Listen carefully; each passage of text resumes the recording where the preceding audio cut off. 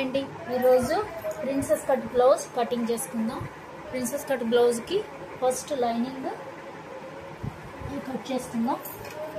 Lining కడిపి ఆరేసేసుకోవాలి. ఆరేసుకుని iron చేసి పెట్టుకున్న పర్వాలేదు, లేదు సాఫ్ట్గా ఉందంటే అవసరం లేదు. లైనింగ్కి ఇలాగా మనం పైన సరిగ్గా లేని కట్ చేసేసుకోవాలి. ఇలా లైన్ పెట్టుకొని ఇప్పుడు నేను 32 సైజ్ ప్రిన్సెస్ కట్ బ్లౌజ్ అండి. 32 సైజుకి 5 ఇంచెస్ షోల్డర్ సరిపోద్ది. 32, 34 వరకు కూడా 5 ఇంచెస్ షోల్డర్ పెడితే సరిపోద్ది. ఎందుకంటే బ్యాక్ నెక్ డీప్ 8 ఇంచెస్ వరకు పెడతాను. 8 ఇంచెస్ అంటే 32 వాళ్ళకి అదే డీప్ అవుతుంది 8 ఇంచెస్ కాబట్టి 5 ఇంచెస్ షోల్డర్, 2 ఇంచెస్ సమని నెక్ విడ్త్ 2 ఇంచెస్, అలాగే 5.5 ఆర్మ్ హోల్ అండి, 5.5. అలాగే ఇక్కడి నుంచి కూడా 5 ఇంచెస్ పెట్టాలి, రెండు వైపులా ఈక్వల్గా రావడం కోసం మనకి. ఎవరికైనా ఇంకా మిగిలిన 34 తర్వాత ఎవరికైనా సరే ఇక్కడ మనం 6 ఇంచెస్ వరకు ఆర్మ్ హోల్ పెట్టుకోవచ్చు. నేను ఇది స్మాల్ సైజ్ కాబట్టి 5.5 పెట్టాను. ఇలాగా ఇప్పుడు ఆర్మ్ హోల్ ఇది వచ్చేసి 1-2 పాయింట్స్. ఎవరికైనా సరే ఇంతే 1-2 పాయింట్స్. ఇంకా బిగ్ సైజ్ వాళ్ళు కొంచెమంది 1.5 కూడా పెట్టుకోవచ్చు, అంటే 40, 42, 44 వాళ్ళు. అలాగే చెస్ట్ వచ్చేసి 32 అన్నాను. 32 డివైడెడ్ బై 4 చేస్తే 32 డివైడెడ్ బై 4 8 ఇంచెస్. ఓకే, అలాగే 1.5 inch loose, 1.5 inch loose. Next వచ్చేసి ఇక్కడ కలుపుకుంటూ ఇంకొక 1/2 ఇంచ్ కలుపుకోవచ్చు మనం, ఎందుకంటే 32 మనం పుట్టాక 1/2 ఇంచ్ కలుపుకోవచ్చు. అలాగే 1-2 పాయింట్స్ నేను లూజ్ పెడుతున్నాను, 1-2 పాయింట్స్. నెక్స్ట్ వచ్చేసి బ్యాక్ లెంత్ వచ్చేసి నేను 8 ఇంచెస్ అండి, 8 ఇంచెస్ పెడుతున్నాను. అలాగే ఇక్కడ ఒక 1/2 ఇంచ్ మనకి షోల్డర్కి పోద్ది, షోల్డర్ 1/2 ఇంచ్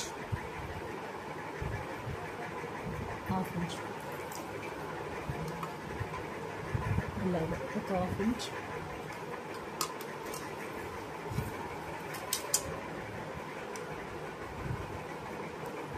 పోద్ది.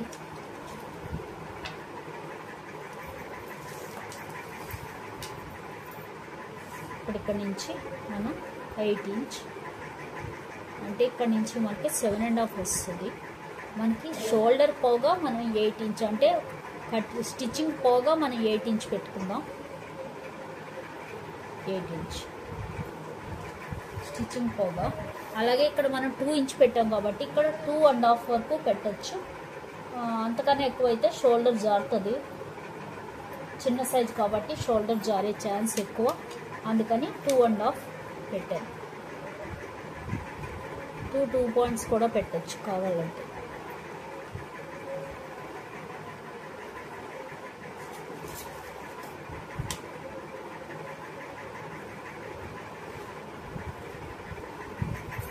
ఇది అలాగే ఇక్కడ వచ్చేసి నేను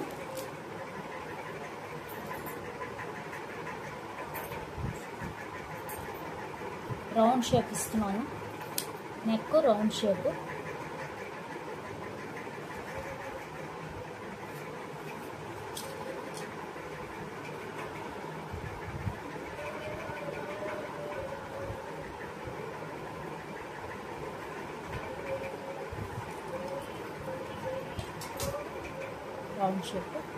అలాగే ఇక్కడ ఆర్మ్ హోల్ కూడా మనం ఇచ్చేసుకుందాం 1-2 పాయింట్స్.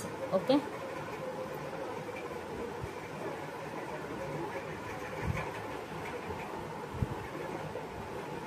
ఇది 1-2 పాయింట్స్. ఇప్పుడు ఆర్మ్ హోల్ ఎంతో చూసుకోవాలి.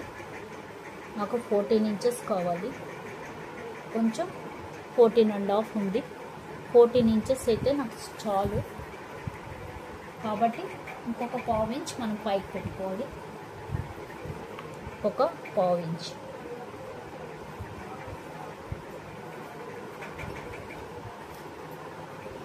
అలాగే 1-2 పాయింట్స్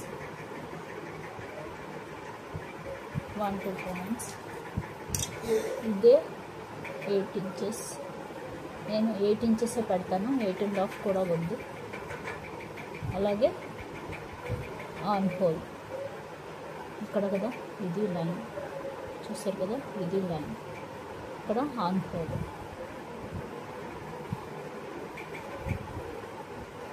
ఇది ఆర్మ్ హోల్.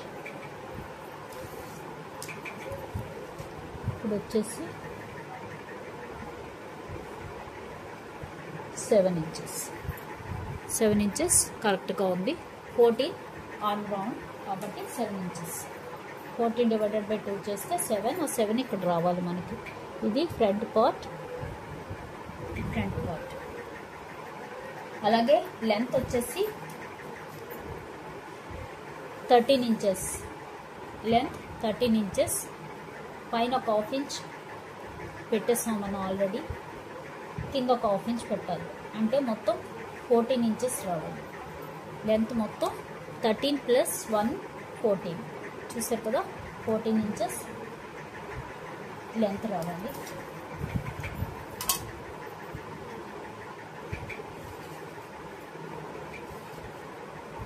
½ ఇంచ్ కింద హోల్డింగ్. ఇప్పుడు వేస్ట్ వచ్చేసి 24 డివైడెడ్ బై 4. 24 divided by 4.